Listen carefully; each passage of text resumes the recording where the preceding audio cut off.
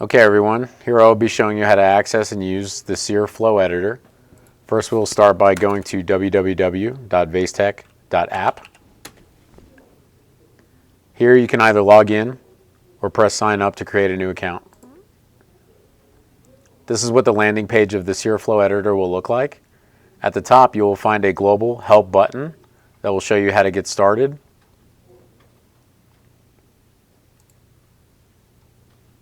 You can start by dragging your first node into the workspace.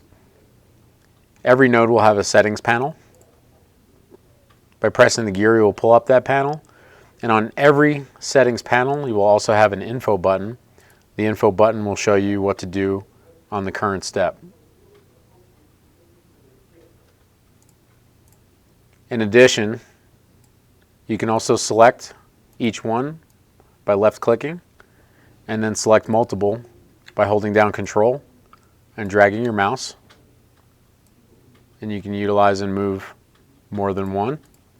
And then to connect them together, you will simply press and hold with your mouse and drag over into the next one.